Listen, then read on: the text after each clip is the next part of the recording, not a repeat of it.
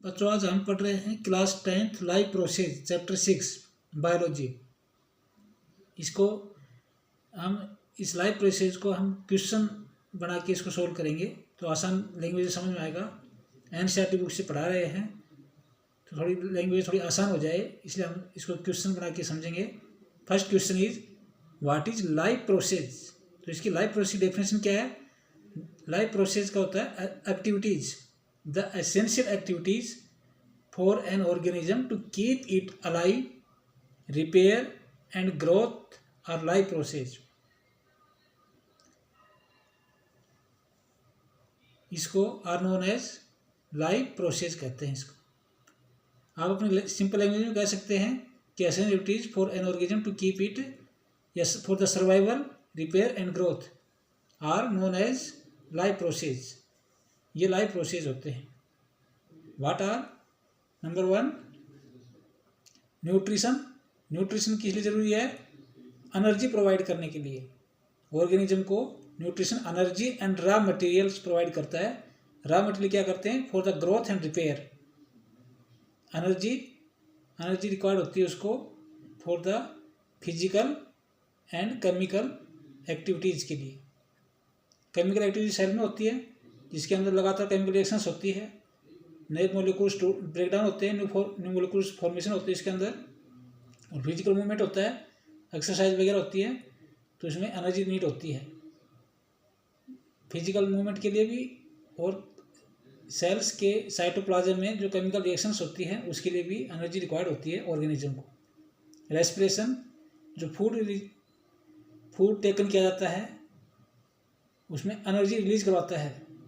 Respiration में oxygen reaction करती है फूड पार्टिकल से और वहाँ से एनर्जी रिलीज करवाती है, energy release from the food. Transportation, to carry molecules from one place to. जब मोलिक्यूल जगह आप मटेरियल भी कह सकते हैं, मटेरियल को एक जगह से दूसरी जगह ले जाने के लिए ट्रांसपोर्टेशन, जैसे ब्लड द्वारा होता है। Transportation taken by the blood circulation.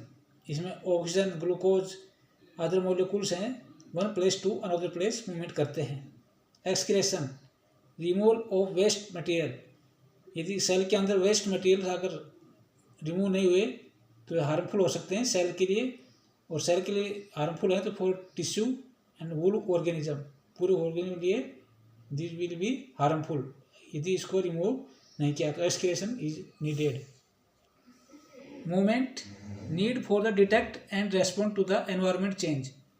Organism movement कब होता है? नीड फॉर डिटेक्ट करता है एनवायरमेंट की चेंज को, जैसे कोल्ड और टेम्परेचर इंक्रीज होता है तो इसे डिटेक्ट कर लेता है ऑर्गेनिज्म और उसी के अकॉर्डिंग मूवमेंट करता है एंड रेस्पॉन्ड करता है।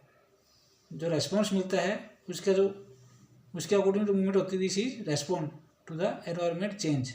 Reproduction, to create new organism to continuation of species. To create new organism create करते हैं, continuation of species.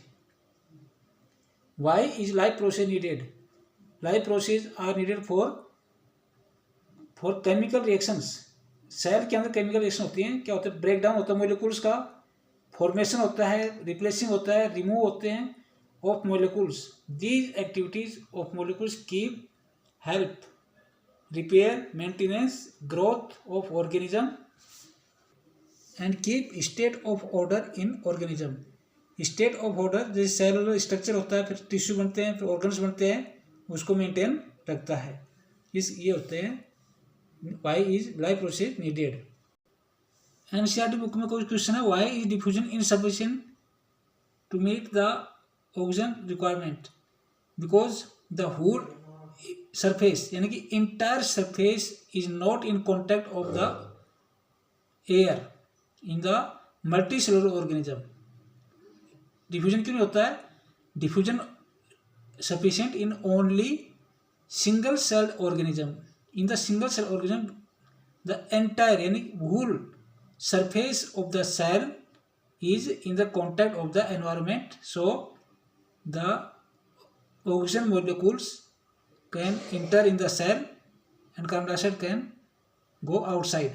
But in the multicellular organism, all cells are not in the contact of the air, so diffusion not sufficient in the multi. Question number 2, what criteria do we use to decide whether something is alive? Simple सा है, cellular organism होता है, growth होता है, movement होता है।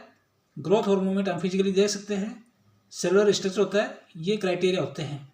Respiration, nutrition, ये सब किस में होते हैं? लिविंग ऑर्गेनिज्म में। लेकिन वन वर्ड में पूछ रहा है कि ये वही कि इसके ऐसे बताओ कोई वर्ड जिसे हम देख सकें, तो मूवमेंट हो जाएगा। मूवमेंट, अगर एक ही वर्ड में आंसर देना तो इसको मूवमेंट। अदरवाइज अगर क्या क्या क्राइटेरिया होते हैं, तो nutrition, respiration, excretion, movement, growth, ये सब लिविंग ऑर्गेनिज्म होता है। What are the outside raw materials need for the organism? Raw material for the plant is carbon dioxide and water and minerals, and for animals के लिए क्या है? Food, water and oxygen raw material होते हैं। और plant के लिए क्या होते हैं? Carbon dioxide, water, minerals. Similarly और फूड में क्या आते हैं? इसमें फूड में carbohydrate, protein, fat, water, protein, vitamins and minerals, ये इंक्लूड हो जाते हैं ऑर्गेनिज्म के लिए। तो animals and plants are different in the for the receiving the taking the raw materials. Plants water, carbon dioxide and minerals, animals food and oxygen. और food के part आप जानते ही हैं, कार्बोहाइड्रेट, प्रोटीन, ये रॉ मटेरियल होते हैं। Question number, what process would you consider for the essential for the maintenance life? क्या क्या प्रोसेस होते हैं? Nutrition, respiration, transportation, excretion. बच्चों अगली वीडियो में हम न्यूट्रिशन, ये जितने लाइफ प्रोसेस हैं इनको अलग अलग पढ़ेंगे। आज हमने सिर्फ इंट्रोडक्शन कराया लाइफ प्रोसेस का। जो लाइफ प्रोसेस की जो कॉम्प्लिकेटेड जो लैंग्वेज थी उसको सिंपल लैंग्वेज में कन्वर्ट करके सिंपल वर्ड्स में इसको एक्सप्लेन किया गया है। Thank for watching.